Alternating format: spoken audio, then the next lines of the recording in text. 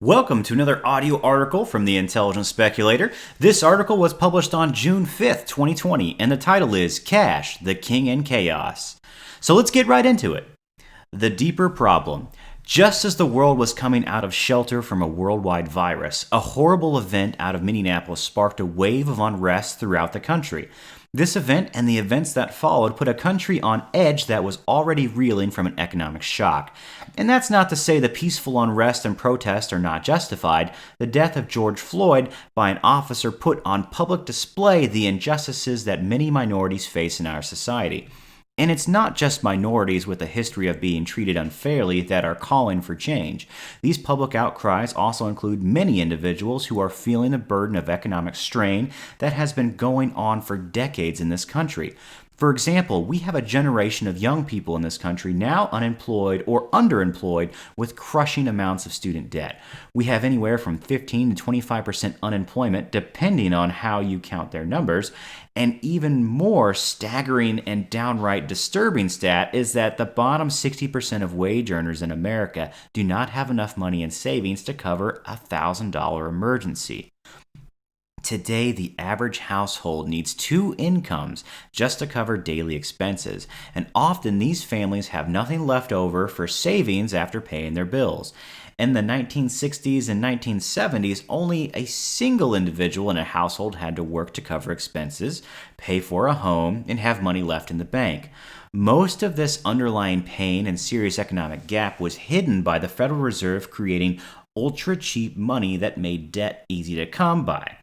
This drove large corporations and stock indices to all-time highs that mostly benefited the top 20% of Americans. The problem worsens. But the COVID-19 pandemic blew that bubble out of the water, and now we are going to be entering a new phase of deflation where continued bailouts for the rich will not likely be politically feasible. So that begs the question, in this kind of environment, what would an intelligent speculator do with their money? While I am not a financial advisor and I do not give financial advice, if it was me, one of the safest places to put your money during a deflationary time period would be cash. Preferably, the cash should go in a bank account instead of under your mattress. I was never really one to like the idea of my money being stored under the security of my pillow's foam mattress checking account. Now, you may think cash, but cash doesn't yield anything on its own, and even in a bank account, you're probably getting less than 1%. And technically, you'd be correct in that statement. But perspective is everything. For example, hypothetically, let's say you wanted a balanced approach to investing, and you put 1/3 of your money in stocks, 1/3 of your money in real estate, and 1/3 of your money in the bank.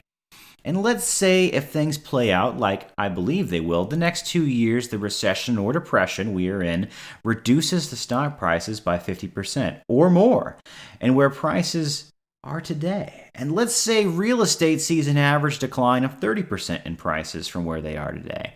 In that scenario, between stocks and real estate, you lost 40% of your investments in those asset classes.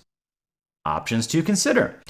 While your cash hasn't grown at all in the bank due to very low interest earnings, you can, however, buy 40% more stocks and real estate than you could 2 years ago, meaning your sitting cash that offered no yield has a 40% increase in purchasing power, or in another way, has given you a 40% return over 2 years by doing absolutely nothing. You see, not taking a position in any market can be a good investment. And that is why, yes, even sitting in cash can be a great investment in a deflationary environment. That's because assets, products, and services are regularly decreasing in cost, which means each $1 you have is getting stronger and more valuable. And when the deflationary environment starts to bottom out and the economy begins to restart again, cash will start to decrease in value to stocks, real estate, and other asset classes. This is why you want to trade in your Big Bens for bargain-priced assets when things look like they're beginning to turn. As always, it will be important to watch and track when deflationary time seems to be coming to an end. But until that time, I'm putting my money on cash. Thank you for tuning in to another audio article. If you would like to take a minute to like and subscribe, we would appreciate that. And hit the bell icon if you would like to be notified when a new episode is available. If you would like to learn more from the Intelligent Speculator, feel free to join our exclusive Facebook group and interact with Lathan Fritz, the Intelligent Speculator himself, or keep up to date with us on Instagram, Facebook, and Twitter. Good day.